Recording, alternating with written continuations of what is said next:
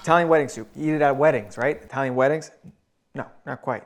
But whenever I make this soup, it goes viral. You can see this one here has like 20 million views. All right, welcome to the Always From Scratch kitchen. This is our first long form video, not short form. We have a ton of short form videos. We're trying some long form. We're making Italian wedding soup.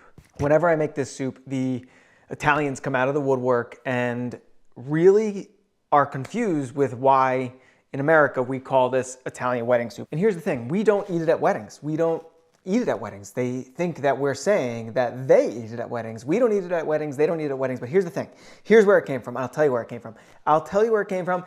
Minestra maritata, marriage soup, married soup. The soup back in southern Italy that was basically just a collection of like lots of different types of meats and vegetables in a soup married together. We changed it slowly over time. It became little meatballs, not just random pieces of meat. It became spinach, not just escarole. There are some important ingredients to look at when we're making this. You can use escarole, right? Escarole is a broad, leafy green. It's a little bit bitter, but it's delicious. It doesn't give as much iron as something like spinach would. It's fun to say because you could say scarole. We're gonna make the scarole and beans. I think in Italy they probably do more like escarole, escarole. We're gonna do a pound of, or this is like 2 pounds of ground beef, but we're gonna make some little tiny meatballs with this ground beef here. And in this soup, even though it's a beef-based soup, it's typical to use a chicken stock. We use chicken stock for Italian wedding soup because that's how they made it in Italy. No, because usually they used to make this like chicken carcass type of broth, chicken stock. So we use a chicken stock to make this because it is the way we make it. We don't use it with beef broth, it's chicken broth. So people are always confused about that too. Why are you using chicken broth? Well, that's how it's made. I like to do all beef meatballs. Some people do veal, beef, and sausage. For this soup specifically, I always just do beef.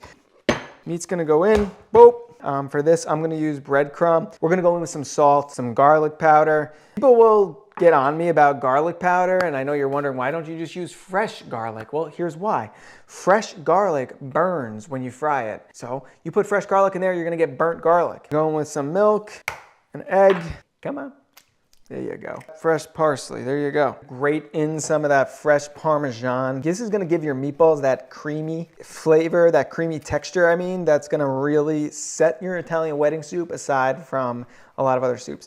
Now, let's talk about what we're gonna do to these meatballs. We're gonna mix them up now. We're gonna roll up these little tiny meatballs. So we're gonna make them real small, just like this.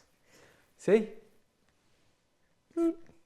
Just a little guy. So you need about a pound of ground beef, and that's gonna make you about, I don't know, 30 meatballs. We got all our little meatballs. We're gonna put those aside. We're gonna fry them up in a little bit. And since Italian wedding soup is a pretty brothy soup, what I'll do is I'll just slice these carrots into circles so that it gives the soup a little more texture. I used to work at a resort that would serve Italian wedding soup every Thursday night.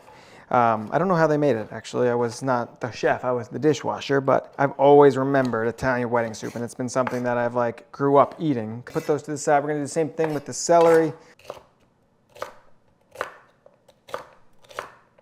I don't know, do you guys like celery, like raw celery? It's like, to me, it's only good if I'm eating it with ranch. I have to like dip it in blue cheese or ranch. But in a sauce or a soup, I do enjoy the flavor it adds. I just, raw, for some reason, just like really turns me off. And we're gonna get our onion here. Another thing about Italians is they really don't like when you mix onion and garlic. I don't know what the problem with it is. I think it's just maybe like they don't like all the flavors. They just want something a little more simple. But with this soup, I do use onion and garlic. I think that, especially in soup, I just like to have onion, and I like to have a little bit of garlic too. With the garlic, oh my God, I'm starting to cry. Jesus Christ.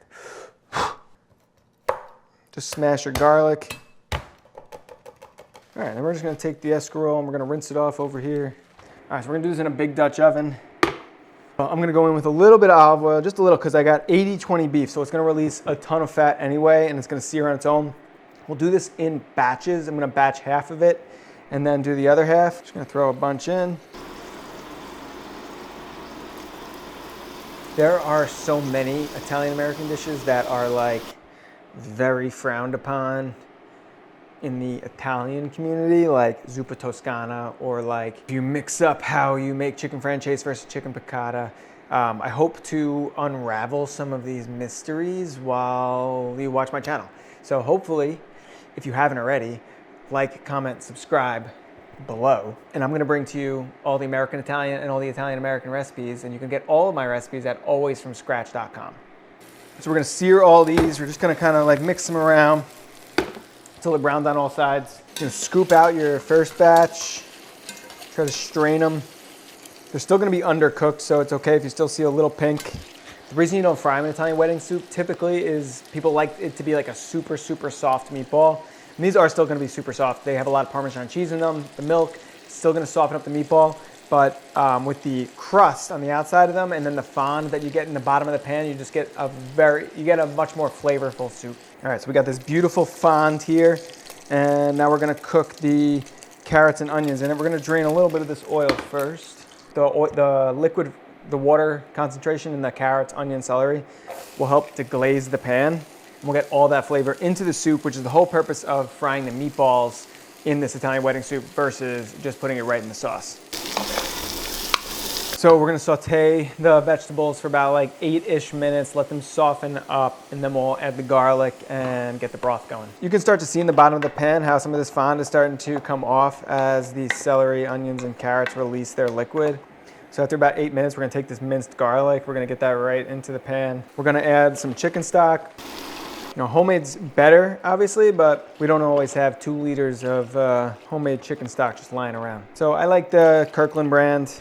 You still gotta watch the salt content because typically stock doesn't have salt in it, but all of these store-bought stocks will have salt in it. Bring this to a simmer. I'm gonna add in my 2 bay leaves and my secret ingredient, my Parmesan rind, right in there. And we're gonna bring that to a kind of like a boil pretty quickly, and then we'll lower it down to a simmer. Once you get the soup coming up to a boil, we're gonna just drop the meatballs in carefully so that we don't burn ourselves. Okay. We're gonna simmer the meatballs for like 20 minutes, and that will help cook them through.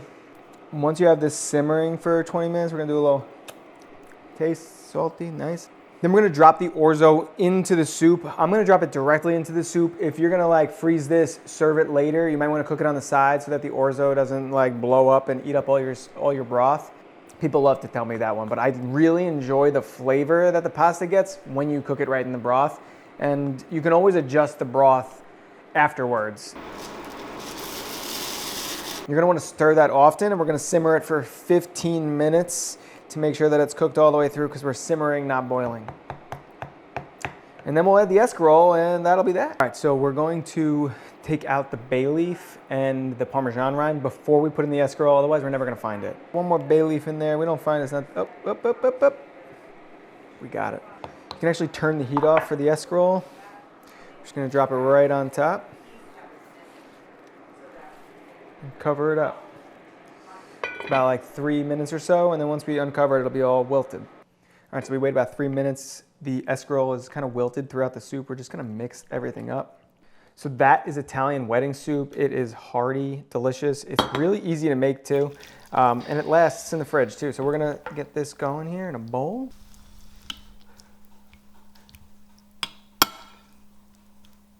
This one freezes really well.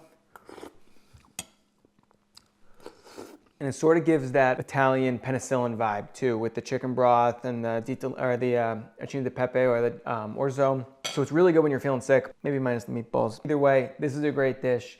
Try this one at home. Remember, like, comment, subscribe to Always From Scratch. We're gonna be releasing videos every week to give out some of our recipes on our website. You can get our website at alwaysfromscratch.com. Make it go.